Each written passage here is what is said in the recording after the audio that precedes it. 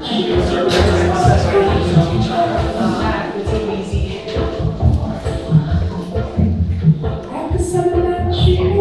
out your right. Shake out your left hand. Shake out your right. Shake out your left hand. Circles with your head.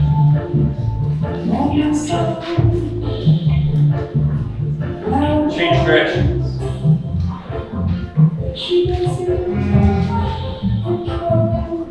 Bring your head back to center. Circles with your shoulders.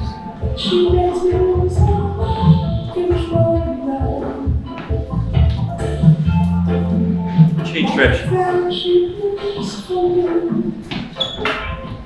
Let your shoulders drop. What we're going to do is take a deep breath in. When we take a deep breath in, we're going to raise our shoulders up, like we're trying to press them to our ears. When we breathe out, we're just going to let them drop. We're going to do that 3 times. Deep breath in, shoulders up. And breathe out, let them drop.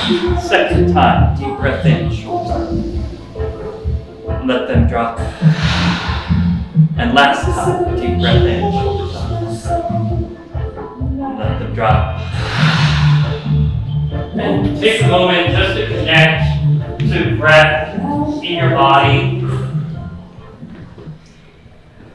Maybe let your eyes travel and orient to the space. Notice where you are. See how it feels to be here today. Hi, level 223. So we were talking earlier about how do we define level 2, and we decided level 2 means that teaching theater is not your biggest problem, right? That how do we know when we've arrived in this space, right? It's like, well, that's not the biggest problem I have anymore. Yeah.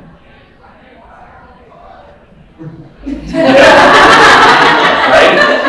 And we do that like with the understanding that does not at all require us to have it figured out. Right? That maybe even having it figured out isn't an option, but it's not keeping us up at night necessarily, right? And we're sort of in this place, we're like pretty okay at teaching. Yeah. So just to invite that sense into the room a little bit today, right? That we're the group that's pretty okay at teaching on a good day. So welcome. So the main focus of today is going to be about urgency, energy, and accountability in the classroom. And so with that in mind, we are going to be relying on you and your expertise to help us facilitate this session. Before we get going, let me just say, I see a lot of familiar faces in the room, but some new faces. So my name is Devin E. Hawk. I'm an actor, director, a teaching artist in New York City for various organizations. And so I'm very happy to be here facilitating a session with you. And let's have Hi, I'm Bryce Kahn. I teach theater at Tompkins Square Middle School on the Lower East Side. I'm Brigitte, and I teach middle school in the Bronx. I'm Nicholas Biggin. I teach middle school in Ridgewood, Queens. I'm Naye. I teach middle school in Sunset Park, Brooklyn. Hi, I'm Lynn. I teach middle school in the Bronx. Hi, I'm Rebecca, also teach middle school in the Bronx. Hi, I'm MJ. I teach in Brooklyn. Middle school, of course. Hi, I'm Leah. I teach middle school on the Upper East Side. Hi, I'm Jordan, and I teach theater in the Bronx Middle School. Hi, I'm Simon, and I teach theater in the Bronx. Hi, I'm Megan. I lost my voice cheering for the marathon on Sunday. And I did not run it, I was just cheering. But it's hard work. And I teach in the Dyker Heights area of Brooklyn. My name is Erin. I teach middle school in South Brooklyn and theater. That's it. Hi, O'Hagan Blades. I teach middle school theater in Brooklyn. I'm Melissa, and I teach middle school in Red Hook, Brooklyn. I'm Jess, and I teach middle school in Glen Oaks, Queens. I'm Marian, and I teach in Corona, Queens. I'm Alessandra, or Ali, and I teach in Bayside, Queens. Hi, I'm Yashira. I teach 6th grade drama in College Point. I'm also one of the school deans. Hi, I'm Isma. I teach in Staten Island Middle School theater. Hi everybody, I'm Sammy. I am a theater teacher in the Upper East Side as well. Also facilitating the session for us today. So, as I said, we're going to be relying on you and your expertise. So, with that in mind, is there anyone who would be willing to lead another warm-up right now? Hands up. Thank you. Okay. Do you guys know how to play Kitty Wants a Corner? Okay, I think there's like variations of the game, but for anybody who doesn't know how to play, so Kitty is in the middle, and they run up to somebody and they see Kitty Wants a Corner, and then you're gonna tell me to go to run to somebody else, and since we don't know everybody's name, I think a point would be satisfactory until we figure that out. So Kitty Wants a Corner. Go see my friend Allie. Okay, Kitty Wants a Corner. Go see my friend Renee.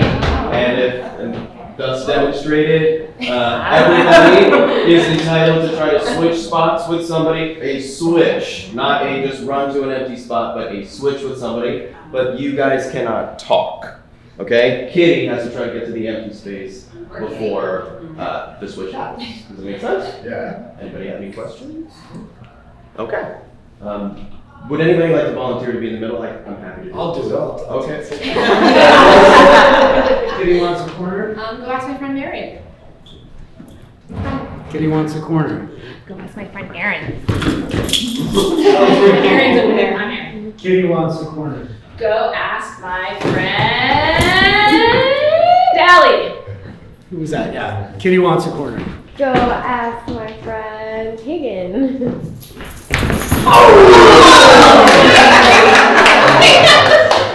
I promise it's not set up. Kitty wants a corner. Go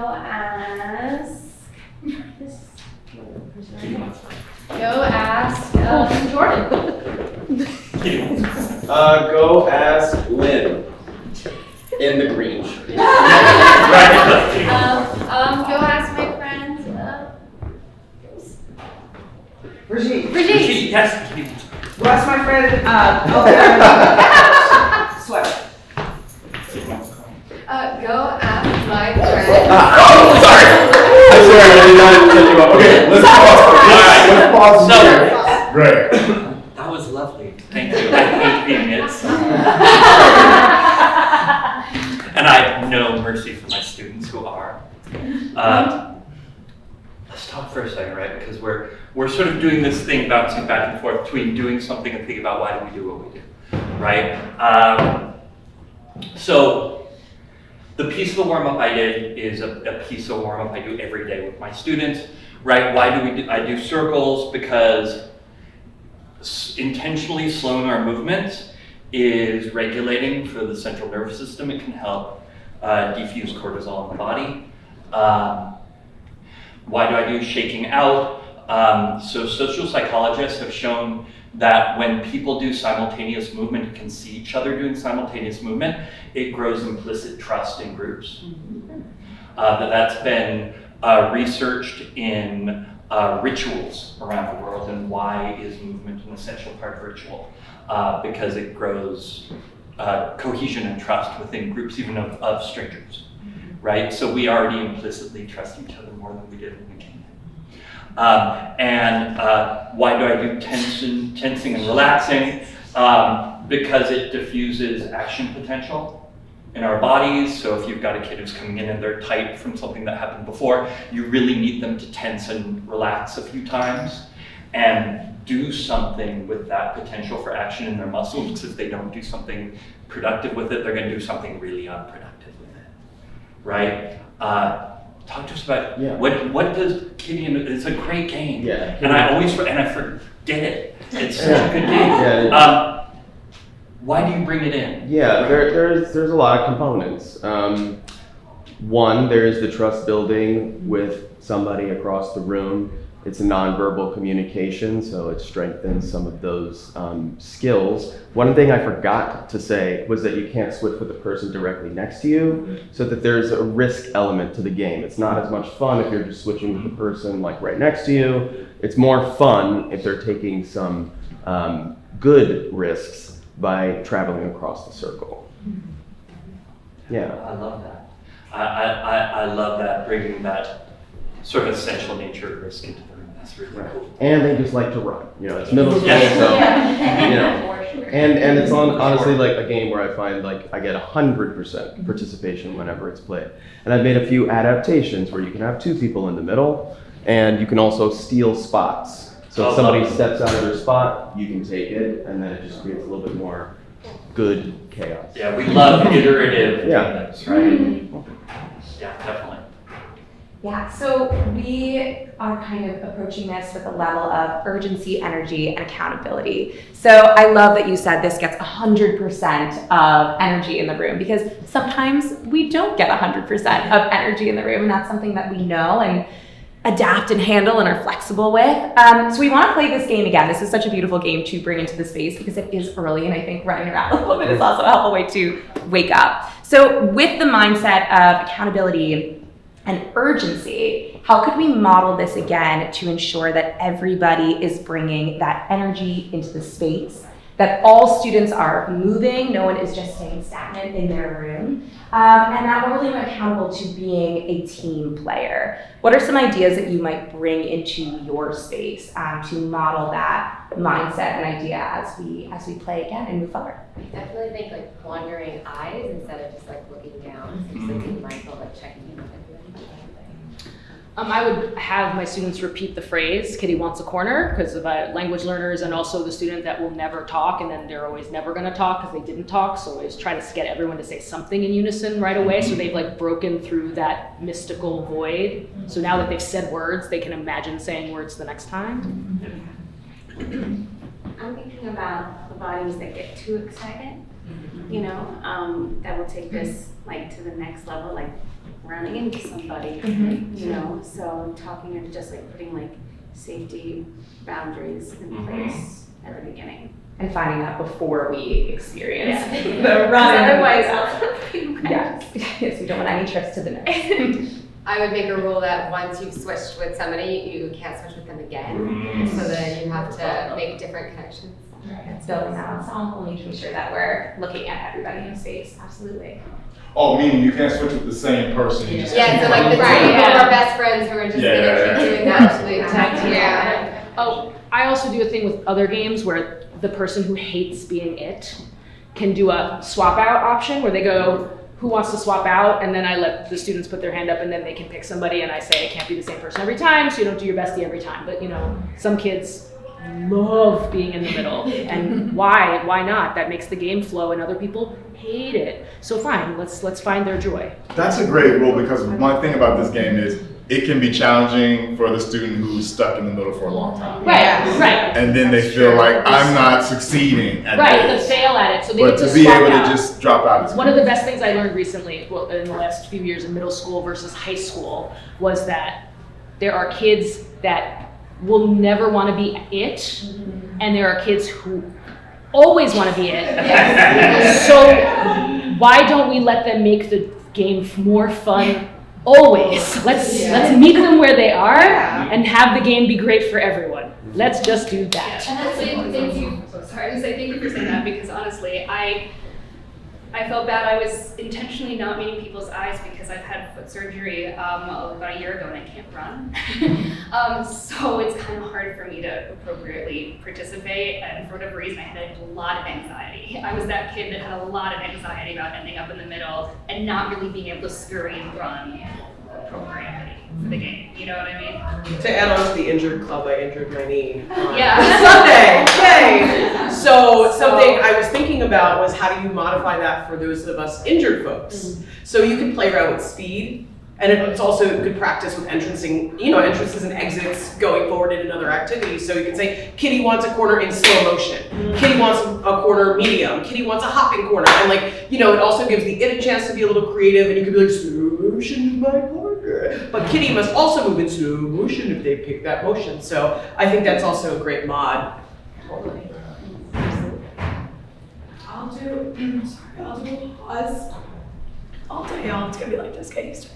And have them turn and talk about what strategies for communication, that for their nonverbal communication were really successful and which ones weren't successful. And they get really into codifying the ways that they were able to, like, we had like a hand thing that if we like did this, it meant we were like, or if we were gonna wait, or, and it also, I think, helps people who were struggling feel like they have, like, they get in on the joke that everyone else is like kind of developing as they go.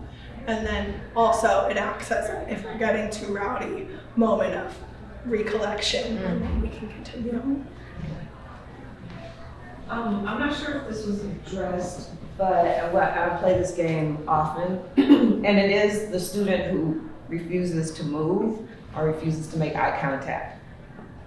So I don't know if there is a solution, or you just let that student be. I mean, of course, there's someone who volunteers to be in the middle, but the student does not want to participate at all. So I'm just wondering how we could address that, how we should address that, or just let the student. Well, I mean, I think because I play the games with the kids, I think like that's one of those kind of questions where I feel like we want a like a systematic kind of solution, and I think that it's more of a soft skill of encouragement from me and from others in the group to try to incorporate and include more players. So I don't remember who it was. I think it was you who were saying about the mod of not going to the same person. I mean, like, I do that without that specific rule, but I think that is a really good rule where it does just create like a new pathway to another person within the game. And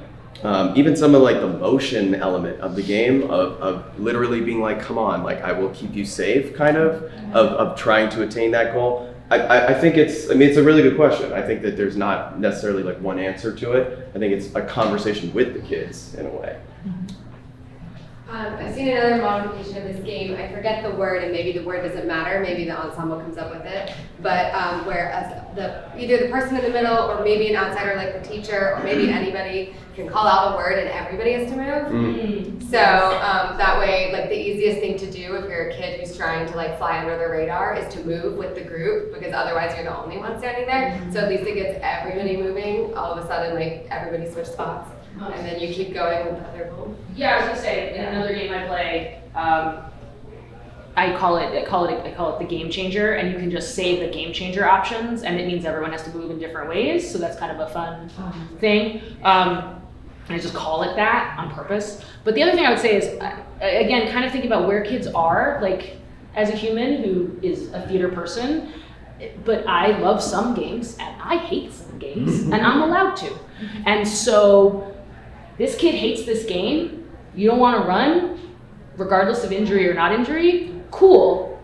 I don't care if you are helping the ensemble succeed at the game, and the way to succeed at the game is to keep that person bouncing around. So if we're the ensemble and we're doing a great job, Kitty wants a corner, go see my friend. Kitty wants a corner, go see my friend. I want to hear you. I will make it more of a projection option. Like, I want to hear you say, go see my friend so-and-so. So if you're not going to move, okay, you better talk, right? You don't want to talk? Okay, you better move. I should never see you just, I'm here and nothing's happening. And I can set that at the beginning. Like, you need to do one of those things. Do you? I'm expecting to see you support your ensemble. Because to me, that's a place where like I don't, one, it's not fair. I'm gonna miss that one kid did nothing one day, right? I'm not gonna notice that so-and-so got away with it and was like, heh, I did nothing today at this game and it was great. And then I'm like, why didn't you didn't do anything? And they're like, they didn't do anything. And now I'm a jerk and now I missed the kid and this kid's like, nope. I just set up my I need to see you engage in some way to support the ensemble, whether it's talking or moving. Maybe both. That's to me about that. I think that's a great through line for just accountability in general. Like, that is language that accompanies everything we do. Yeah. You know what I mean? So that you are holding them accountable. Granted, someone still find a way to skirt that, but in general, that becomes a part of the culture in the room when we do these games. I think that's awesome. Should we do another one? Should we do a different game and maybe have the same kind of unpacking of it? What do you think? Yeah, does anybody have one that's been working well in their classroom that they feel confident about sharing today? Yeah. please. Critic and choreographer. So it's just one person leads the movement, everybody follows the movement, and then one person goes outside, and when they come back in, they have 3 guesses. Do you guess who the leader is? So it requires one person to lead the group, though. I can lead.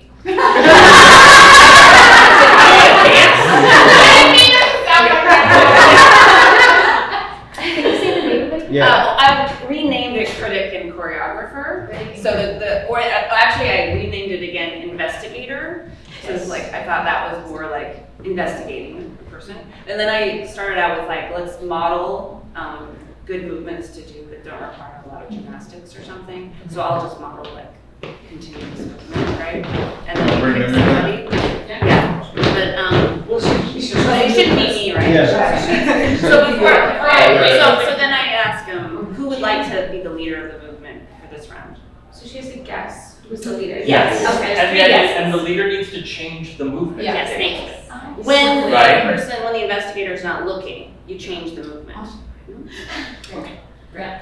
Good. So we start usually as we come in.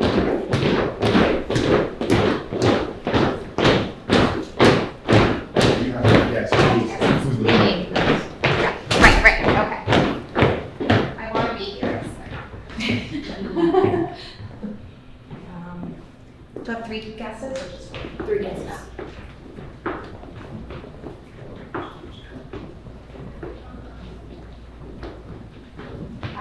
Okay.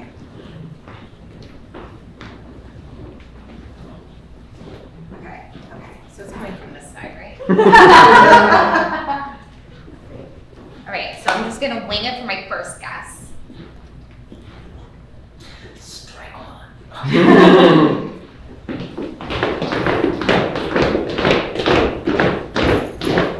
Strike 2! No! Strike, not strike. Strike 3. So the leader,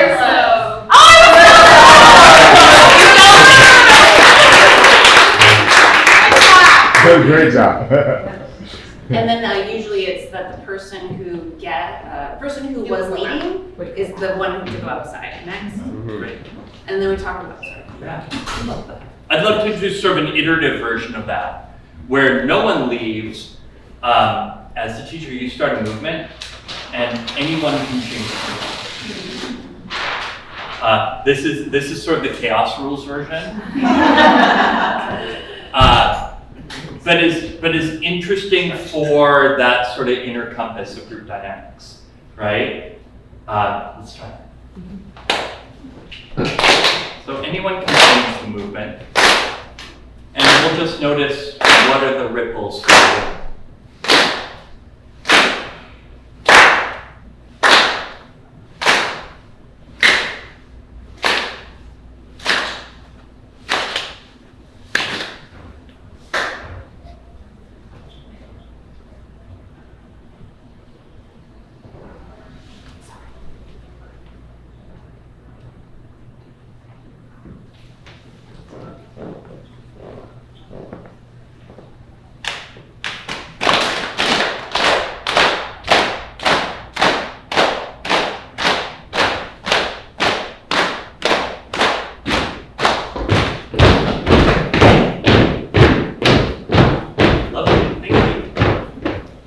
So let's do a meta-analysis of sort of 2 ways to do group dynamic movement, right? So tell us why you might bring that game into the room. It's a part of the basic ensemble building. So like we talk about how can we trick the person in the middle, and by working together, right? So how can you make sure that they don't guess the person who's leading? And then I usually ask them that, and then they usually tell me, because I was looking at somebody else, and then we talk about, okay, so, and then I ask, well, why is that important in theater? And they said, because we work together and as a team. Love that. Yeah. Yeah. What was the experience like of being it? So it's funny, I've played this before and I've never been it. So that it was really, I thought it was really fun. You have to strategize a little bit, which is always Good. Yeah, it was fun. I didn't feel anxious or anything like that. It was fun. Well, I think I think sometimes these games are also really useful when you're beginning a unit or when you're embedded in a unit and it's like metaphoric of what you're doing. I think that there's definitely like a directorly element with the person leading and everybody following, but being okay with that kind of system. I just say I use this all the time because it's also like a really friendly if students are at desks and we have like 6 minutes left and we actually got through everything with a little extra time. It's a really fast, no setup required game to do with zero transition if they're, because we have desks in my room. And they know once they know it, put someone out. But leader, and at the beginning you want to like give them a bunch of examples because there's more limitations when you're seated. But it is like super quick and easy, and it's like, oh, we're on time and we were focused and we were quick with our transition, so we got to play a game at the end of class today. It's like a nice little like reward for them too. So I rarely get to play it in this version, so it was fun to get to do it. Yeah. Oh, I'm always following you. Like, that voice is like I have to talk after her. So one thing is I do to gamify it a little bit. I say 3 guesses are 1 minute, whichever comes first. And I have a timer, so I let one of the students keep time. And then I play. I do role playing. So I'm the person who introduced the person that's coming in, and I'll say, hey, thank you. Oh, this is another game. No, it's another game. But anyway, it's the poisonous frog game. But anyway, so but on this I do a timer. So I just want to say, like, that's talking about urgency. That's a great way to introduce urgency into this particular game and other games too. Putting it on the clock. Yes. I love that. Our middle schooling. Yes. Middle school. You got to put that middle school. Yeah. I just want to put it out there. I know we're standing for quite a bit. If that's not right for your body today, please feel invited to pull a chair into the circle if that's going to work better for you. I was going to say that I used to do this. Devin used to work in the school that I worked in. I met him so many years ago. And it was high school, and it was brand new theater to kids who did not want or do any theater. And this was always my and now I got him game. Like, we were in the process of ensemble, and once we did this game, they were in, right? Because you can be at your level. And also it's a little gamified. I call it Who's the Leader, so I never have to forget what the game's about. And I recognize now it's evolved far enough that there are enough children, we're all now far enough away from it that the phrase that it was originally called, no one knows that name, and I'm like, yay, we've done it. But the thing that I noticed, I had a great moment this year. I was being half observed where some kids were ruining it, right? Like, they were helping each other. They thought they were helping the leader win by guessing. I call him the watcher guess. So like their friends were helping them, which made it awful for the leader who was supposed to be leading us. And we had to have stop because it took the game forever. And I was like, so remember what our goal was? Who are we supporting? And the kid went, oh my gosh, you're right. I'm so sorry. And they looked at the watcher who was trying to guess. I was like, I'm sorry. I didn't realize my job. Messed it up. And I was like, right, that's why the game took forever. I'm gonna add that time limit now. So it's fascinating where the roles and the simplicity of the game allows for group dynamic to start to come up and its ownership. And these were 6th graders. So I just wanna say, that's a nice thing about this game is that you can have all that happen and you can engage because the rules are simple, the expectations are clear, but they also start to do their things that they do that can be problems in an ensemble, so you can let them rise to the surface right away. I just want to pinpoint what you're saying is another level of accountability in that you're stopping things when they are going off the rails and making the adjustment or calling out whatever the situation is that's getting in the way, and then let's do a reset. Let's do it again like that. Because sometimes we kind of just see it going wrong and just kind of we'll fix it next time. It's nope, let's stop. Let's address what's happening. All right, back to 1, let's do it again, which we would do in a rehearsal, right? So it's introducing that accountability even in these situations when we're playing the game. It's really, really great.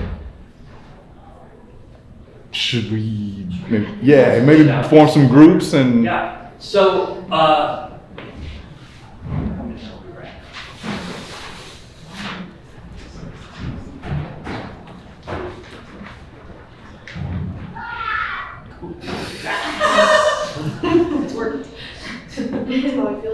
exciting.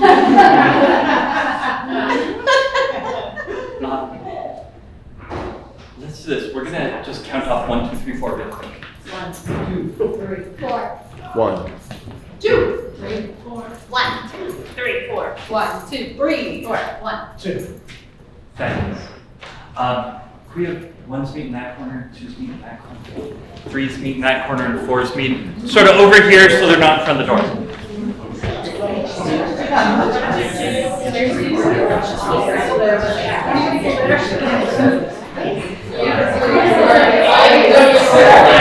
And please feel free to bring a chair to where you're at. The chairs don't need to live where they are.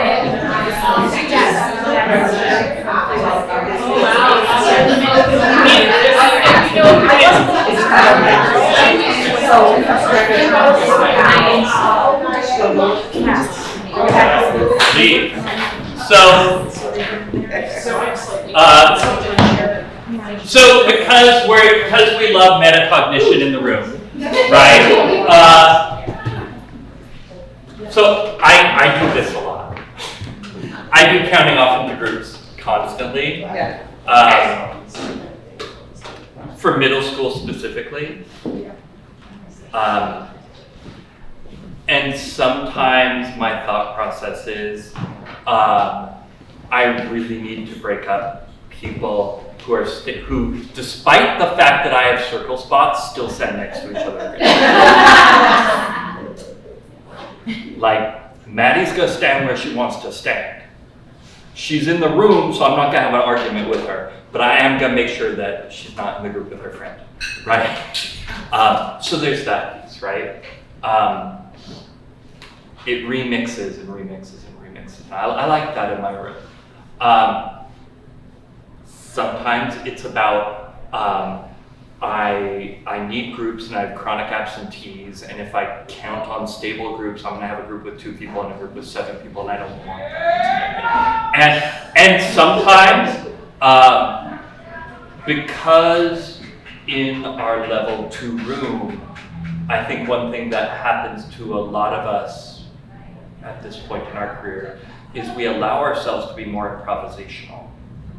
I didn't know I was gonna form groups today, but I saw an opportunity and realized groups would be a really good idea. So I did not stay for an hour making groups after school yesterday. Right? Because I wasn't sure this is the direction we were gonna go, but we did. So, we start to look at like, what do we do? What does it serve? It can serve different things from day to day, right? Sometimes it's just expedient. So I do this a lot. I count off these groups constantly. Yeah, but our group was saying just the strategy for doing this for middle school has to be, you have to be strategic. So we were saying that sometimes people go with their friends or they forget their number. So for me, I just have numbers around the room already. They're up already. Mm-hmm. So as soon as I give you a number, that person goes there. Like, we're adults, so we can 1, 2, 3, 4, 1, 2, 3, go there. But middle school, they have a lot going on, so. But anyway, so that was just one strategy that I use, and if anybody else wants to offer. I was going to say a routine that we all have to do in our building is stand outside for the kids to all line up and then, greet them and bring them in. So when I want to get them grouped, I will do the same thing. I have my numbers around the room, but I call it rehearsal space. So rehearsal space 1, rehearsal space 2, and that's to settle them. So as they're walking in, 1, they know I'm going to 1, 2, 3, 4, and I try to randomize it. And then what I'll do is say, now you're in your rehearsal groups, this is what we're gonna do if I'm going into a rehearsal class. If it's a, technique class, I might start with a warm up, and then you remember your rehearsal groups from last time, go to your spot. So I'll rename it a rehearsal space, and then sometimes I'll say, okay, we're gonna rotate. So you can try a different rehearsal space in the room. But I think that also naming certain things and doing it right away creates that sense of urgency, but also excitement. Okay, we're rehearsing 1, 2, 3, 4, rehearsal today. So I think that helps. I want to open up a question to you, to the group. I love randomizing groups like this. In recent years, I've had some difficulty with, like, these two people can never be in the same group, and it's not just coming from me. This might be from the guidance counselor or the admin. And so then, like, when you randomize it, I have to be like, oh, actually, you've got to go to that group, and then everybody like notices, and so then everybody is suddenly like, well, he makes me uncomfortable, I don't want to be in a group with him. And middle schoolers are very adept at that kind of language where it's like, I know what to say to mean that my teacher has to take this seriously. And so then it's like, well, am I going to spend 5 minutes switching everybody around? You know, and like giving into that. So how do you? If I am doing the number thing, I don't go in order. And so I know if those two kids can't be together, I'll just like log, okay, that kid was a 3. And so if I'm like doing a snake and I say, because we're here, and that, so it like looks random, I just make sure that kid isn't also a 3. So I don't feel like you have to go in where they're sitting. It might make it easier. Know your kids. If you know your kid is not, maybe have them like hold up your number when they get in. Right, So yeah. it's like, because then it's like, no, you were 2, no, you were 3. But if you can trust them to like just do this so that they don't forget their number, just hop around the room so it looks random. That's what I do. That works great. Yes, please. Also, I've dealt with a similar situation. If you also make it kind of a game in a sense, like, I wonder what number I shall play in, and you kind of play around with different kids, you feel like a 4 today, you know. It gives you time to think, like, where are the ones I can't put together? Where's the one I can't do here? So sometimes I'll do that because I have like 230 kids this year, so I'm like, I don't even know their role. Right. So I'm like, oh, I know these two can't be together. They're like, you feel 3, I feel 3 in your future. And it's kind of fun too, but it gives me that moment to like, what do I have to do? I have to process this. Find the sorting hat from Harry Potter. That's perfect. Please. So I'm big on like routine and structure. So like the routine and structure in my class looks the same every day, whether they're rehearsing or not. So like you, I do line them up. That's by choice because they can't come into the room crazy. Like you need to get yourselves together in the hallway before you come into the room, but it also gives me an opportunity to say hello to each and every single one of them as they're coming in.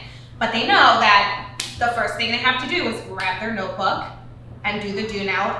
The do now's always related to what we're doing, you know, it's like the classic thing. But they always have a notebook throughout the entire period because they are constantly taking notes. So when you're doing the 1, 2, 3, 4, have them write it down.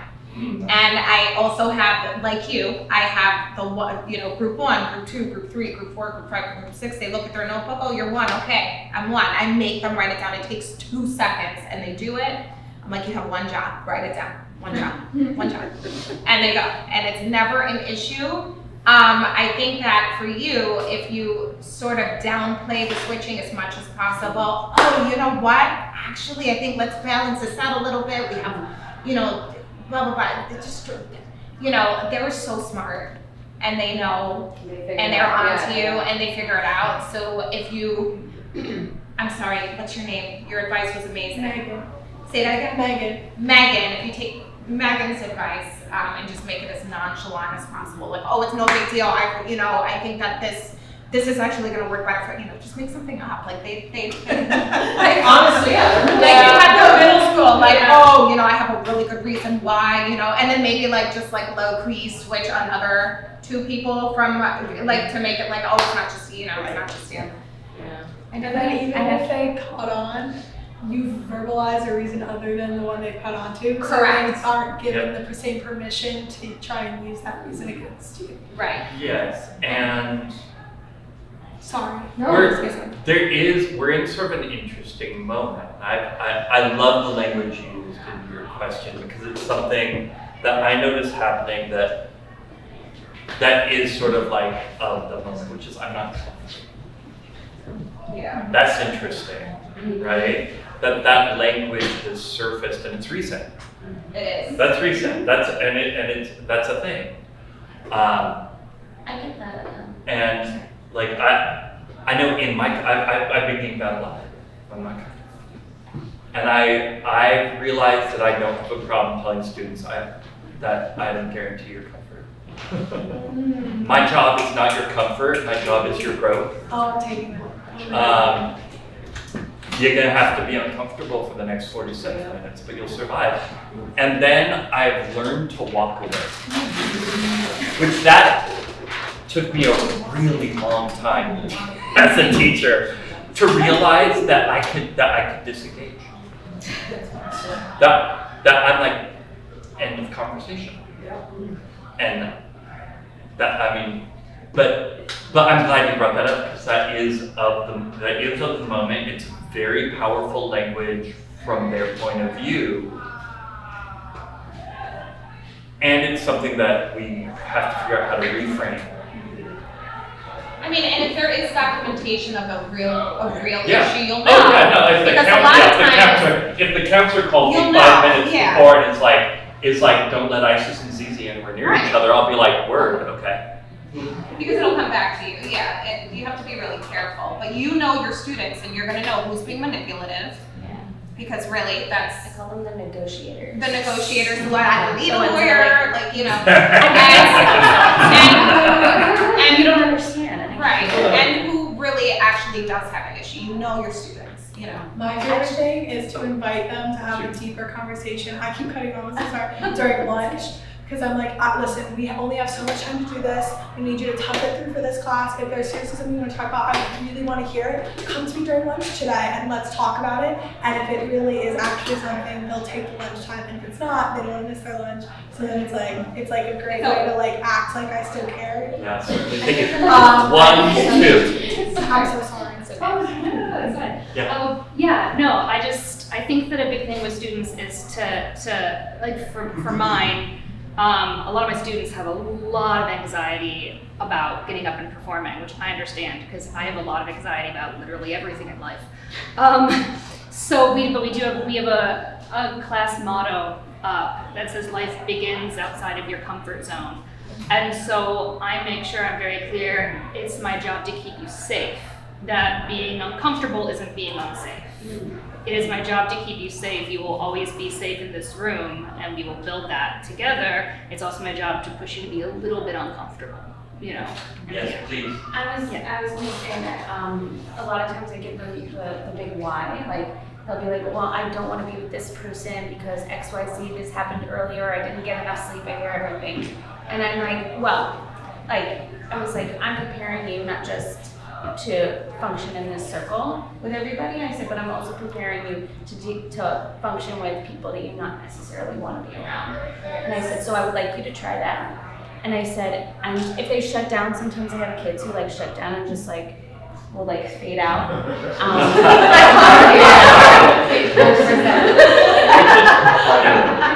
I do remind them like, you know, the consequence of not participating in the consequence of this is like, you know, it will reflect later on and it will reflect in your group, you know, so you decide what you want to do. Yeah, it's really interesting, right? I was talking to one of the actors a few years ago who was doing the Raising the Sun at the Public, which any of you saw was a brilliant production. It was really wild. And she was saying how they talked back to some subscribers, they were really mad. They're like, well, you just made me, I mean, because there were moments in the play that were very confrontational with the audience, and the subscribers were like, well, you made us feel uncomfortable. And she said, what made you think you came to the theater to be comfortable today? And I loved that.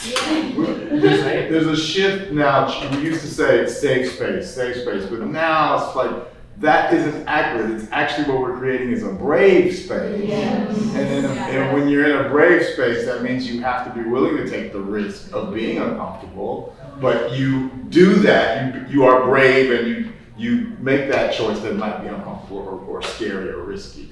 Versus safety has the sense of I'm going to always be comfortable and safe, and so I don't have to take a risk. Right.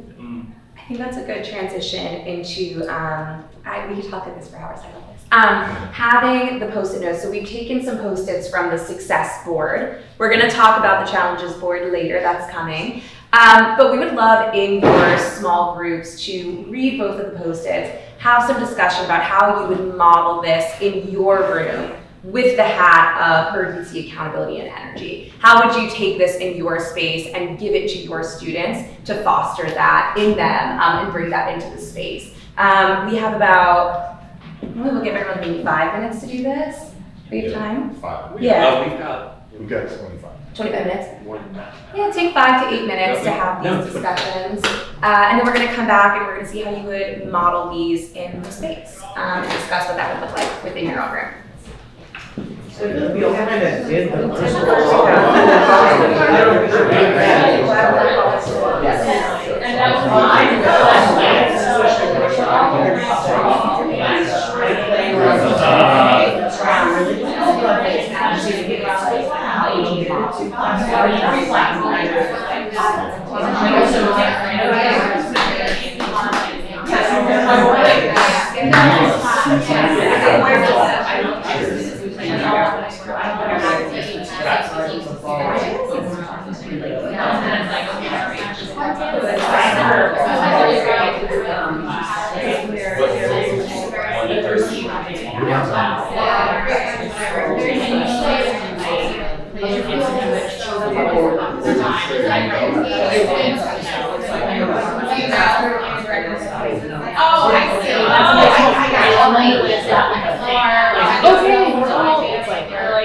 Stand is needed, Google is needed, and like they all just do it, and it's just ridiculous. And I'm like, it's lovely when that happens. It's not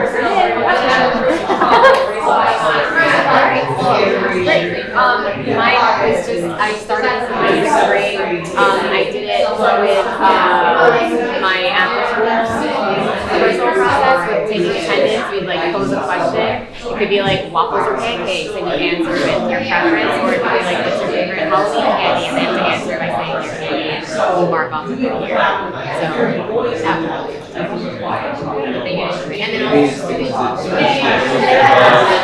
You know, kind of like it feels strong, you know, and their response, ready to go, Mr. Hayes. They really like it, and when I've done the clapping, but I also find that kind of exhausting for me, rather than the voice. So if they're still rowdy, I will just put my finger on my nose, and then it becomes this mimetic thing, and then it quiets down, and I have to do less work to gain the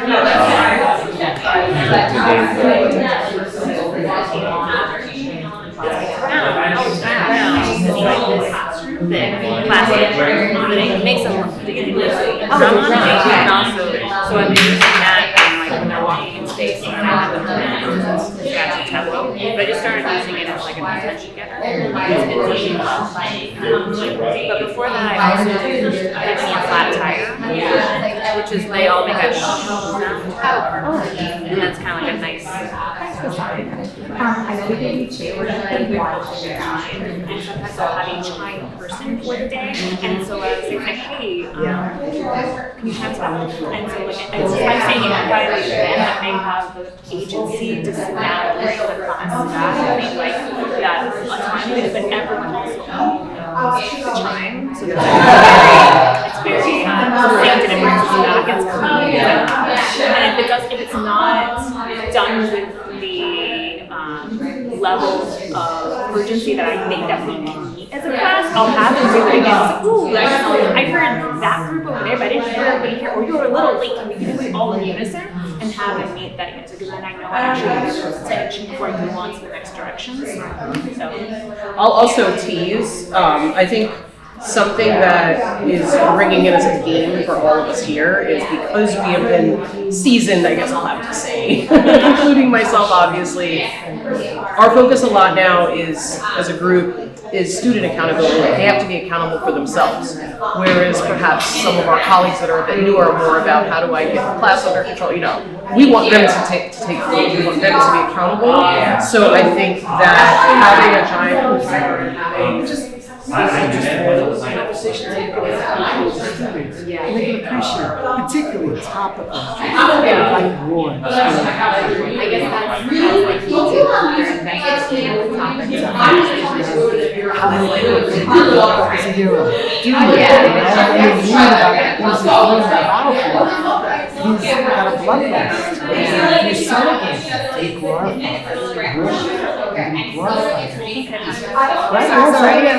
Really short. Yeah. Really, like literally 30 seconds. Yeah, Peter kept it tight. Because otherwise, enough time to talk, and you gave very specific directions. Yeah, you are not talking while they're talking. You are listening, right? Best students. And like I've actually this year, this is one of the first years that I truly successfully at this point in the school year actually have students grouped and working on scenes with like student directors, directing student actors, which again is amazing. It's like, oh my god, like this is like actual teaching, you know. But I think even those students, that's an accident, and it's enough for me. No moaning sex noises? And I teach sixth grade. They love it. They can't wait. Can I turn off the lights? Yeah, turn off the lights. You know, I think it's something where it's intertwined so fun. Obviously, the classroom sometimes tries to let them do like what it's Right. But I think that's just something different. These are all just different minds, especially if it's like this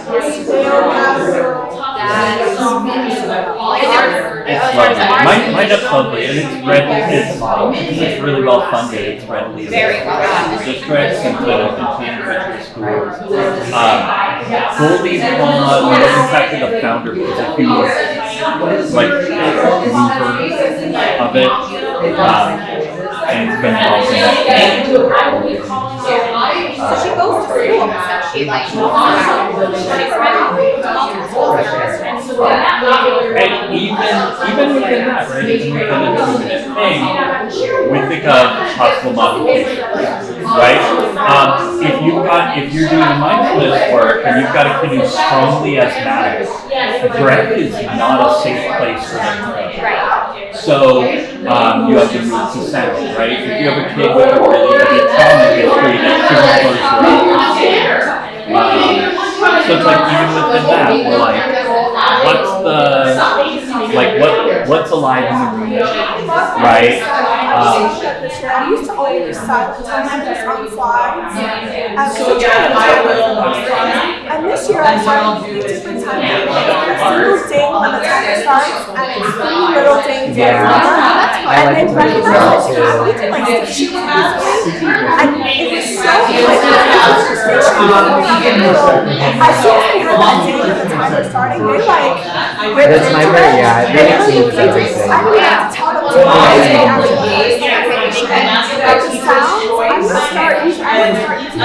There's enough rules for 8 to 10 kids per group. And you can plug into a Bluetooth. There's a voice like that dictates, like, you know, oh, there's also like a soothsayer, like different, you know, like you get to see the other cards, you get to do this, so everybody has a role, which I think is cool. So looking at there's different variations. I'll do a look now after I'm not being recorded because it looks like I'm just gonna be sitting on my phone like. But I'll see what the name is of the game. But I was like, that's really cool. There's something where I mean, there's different variations. I would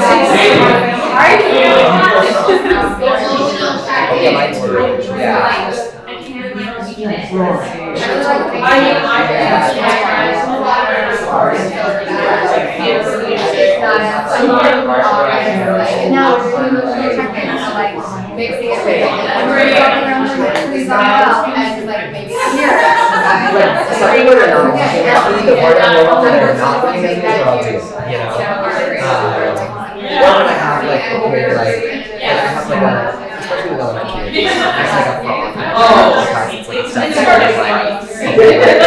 Somebody who's like frozen in actor neutral, like someone's just gonna give the frog to that other person. You have 10 seconds. Those 10 seconds become 20 seconds really fast, but it's a perfect opportunity for me to go. So I think it's kind of they have to be frozen, otherwise they're not getting the X, Y, Z.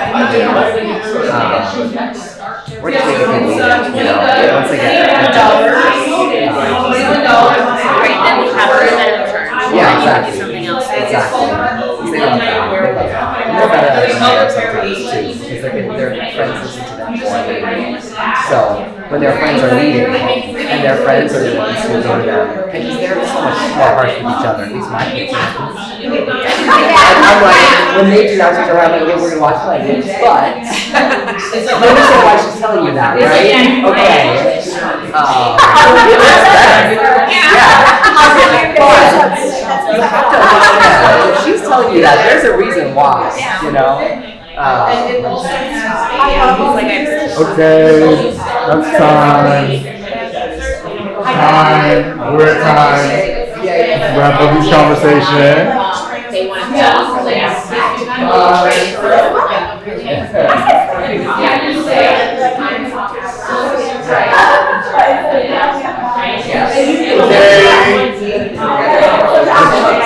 Let's come back together. I tried to plug it in. If you can hear the sound of my voice, clap once. If you can hear the sound of my voice, clap 2 times. All right. Okay. For the sake of time, we will just share out your ideas for one of the topics on one of the posters that you received.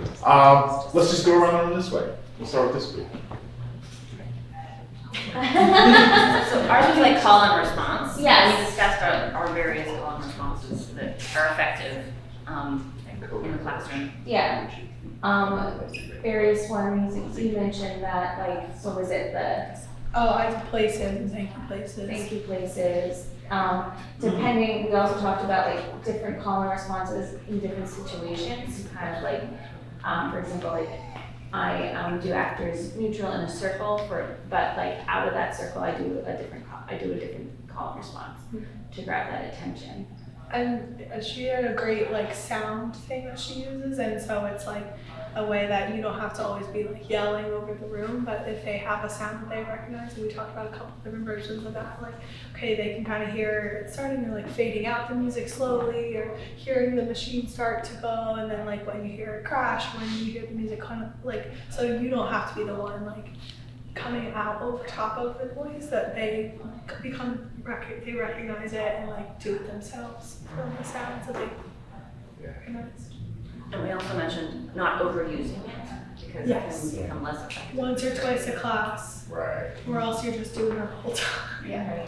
Yeah, I really like nonverbal attention getters. Like when I start the class, I'll always be like, okay, you clap when I clap. And like, then when I just stand there in the circle and I go like this, they know to get in the circle and clap with me. Otherwise, they fail to warm up. Bye, so sad, so sorry. But it really also helps because then we're not talking. So then if they're having a side conversation and everyone else is quiet, suddenly we all hear the private conversation. So they end that really quick when it's a nonverbal attention getter. Our first thing we talked about was also call and response. So we will go to the other one. I guess, emotional check-ins. Yeah, we had different versions of similar things. Wait, did we talk about the goalie on that one? Or was that on the first one? But it's kind of. It kind of feels like we should have talked about it on that, yeah. Right. I think it was just on the first one, the call and response. I don't know. Right, we spent more time on the The call and first one, response, but I mean, we have like a color check-in that we do, like what's your emotion? What was yours again? Mixing up physical check-ins and emotional check-ins to sort of like mind and body are one, but also so kids don't think like, okay, well this is where I have to talk about my feelings and this is where I do like my body, but like having those kinds of check-ins and activities interspersed. So like you had one where they could say a word or do a gesture. A word, a sound, or a gesture. Right, and then I was saying like some kind of like rotating around the room activity, like circulate around the room, and when you hear the bell freeze. And then there's various prompts, some of which might be like do with a mirror exercise with the person near you. That's not like write out an emotional check-in, but then the next time the bell rings, it's like tell the person near you like something about your day so far. So then like there is, and it's that it's mixed up, mind and body. One small thing also, I think the time in which we implement that was also something that was interesting. Like some people put it in front in the beginning, and some people will see things going on in class where they're like, let's pause, we need to do one of these. And, I think that's very significant. Yeah.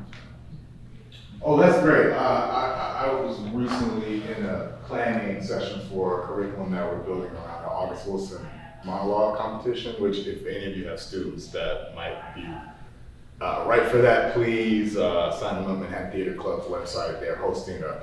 I just showed a video of that yesterday of the guy from Stranger Things. He was a freshman. Oh yeah, yeah. And in Manhattan He was Theater in, Club. So Manhattan Theater Club is hosting a workshop to prepare students to participate in the competition. Look it up. But anyway, we're talking about judging the temperature in the room and deciding when you might need to veer from the plan to do an emotional check-in in the middle of whatever you had going, just to shake up the space a little bit and get everybody back on the same page. So that's really good. Ours evolved to kind of being, I think our main focus became about ways that we do turn and talk became kind of the evolutionary moment, which is kind of a blend of an opening prompt for warm up and students running it and encouraging themselves, encouraging and leading each other. And just like sort of the different strategies for turn and talk. So things that came up was one, make sure it's a compelling question. Use what the content teachers have taught in terms of certain discussion practices. They do a lot of accountable, I don't know if they still call it accountable talk, but like accountable talk prompts. I hear my kids say things that are like, to add on to what so-and-so is saying, like utilize them. Let those people who get to see them all the time do all the work, and like you can bite off of that, please. Time, like Peter Avery did with our openings, really timed turn and talks. And letting the students sometimes like mold the question or offer a prompt. Thinking what else happens. And then I offered like, even though I don't like doing it really as a practice, like a modified prepped cold call, so students know they will be accountable for answering, but maybe about their partners. So you're encouraging listening versus worrying about being on the spot. So like letting them know you might be sharing something that your neighbor says, so you need to listen to them and be ready to share. Again, I'm not a huge fan of cold calling. I don't like it. I do know that people say it promotes better engagement. I have feelings, so I feel like you find the way for your kids to navigate that. Did I say all the things? Yes. Very well. Great. We were talking also about call and responses, big theme of the day. But also just how to like give student leadership with those call and responses. So after, I think a lot of us are trying to create our own culture in our room. So creating call and responses that become synonymous with your room and your classroom culture, but then also allowing students to take leadership in that. And so like I'll point at, I have a chime because I like to save my voice and make sure that I'm like not always dying. So they get obsessed with the chime. And so it's like the ability to be able to hold the chime for the day. And then I'll like make eye contact, be like, hey, ring that chime. And they'll like ring the chime and they get so excited to be able to be that person. Or sometimes I have multiple timers in the room. Like if we're doing a turn and talk, I'll be like, you're gonna bring us back after that turn and talk. And so they'll, and that be able to exercise that power and they like, and then they're holding everyone around them accountable. Hey, I rung the chime, did you hear I rung the chime? Like we're back now. And exercising that feels really special. And empowering. Yes, exactly. I love that also names something sort of essential about the age group we teach, right? That, I mean, it's middle by its nature, right? That it's like they want to be seen and respected and treated like grown-ups, and they really want to hold the chime.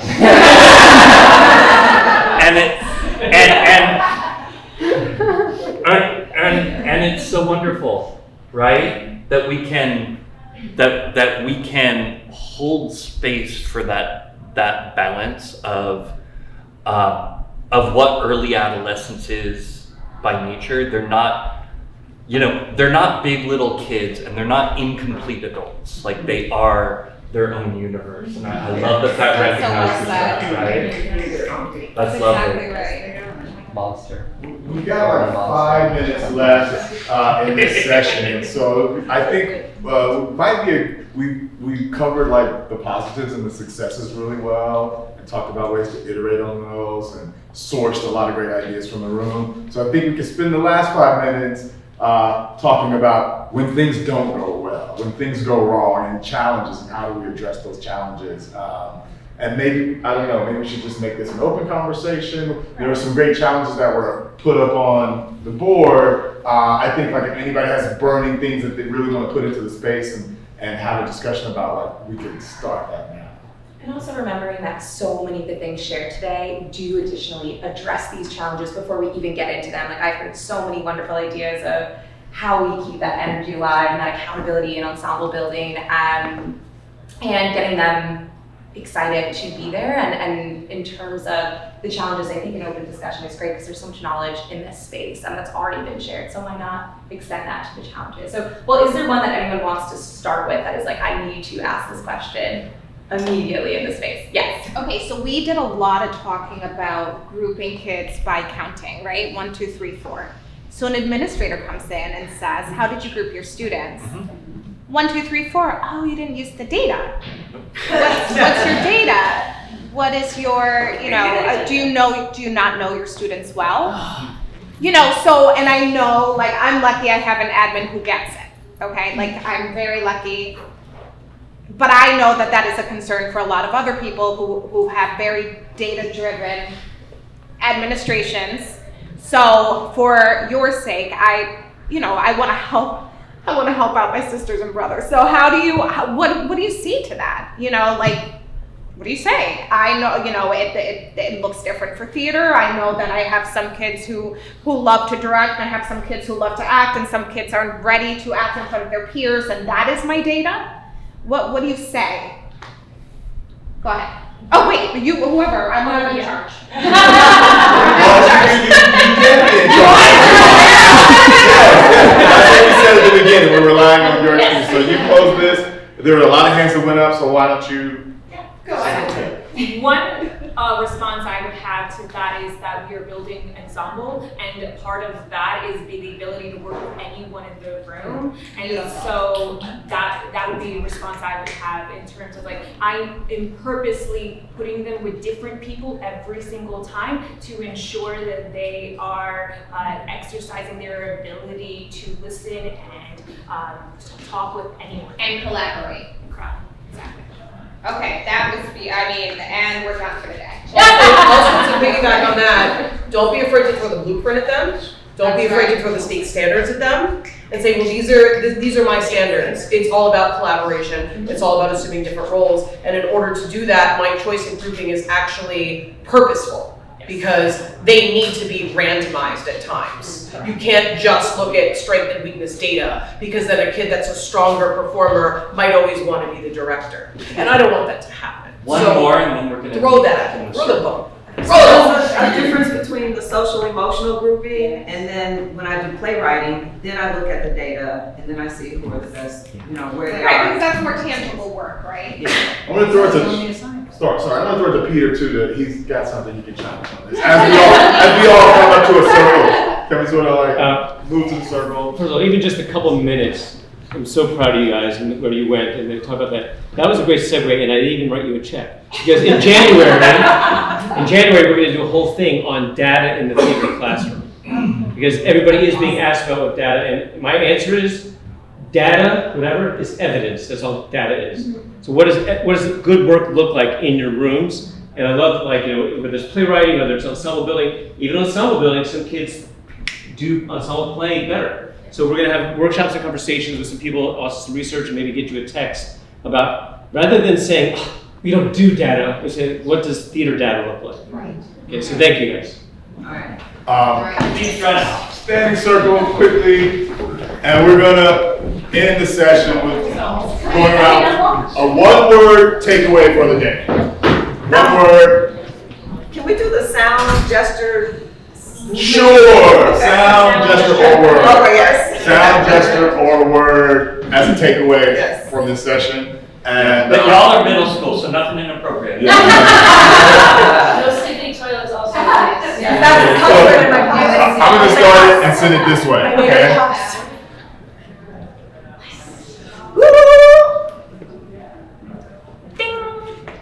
Yay. Okay. I love it. Intrigued. Wonderful. Flex. Great. Yes. Yeah. So Sigma.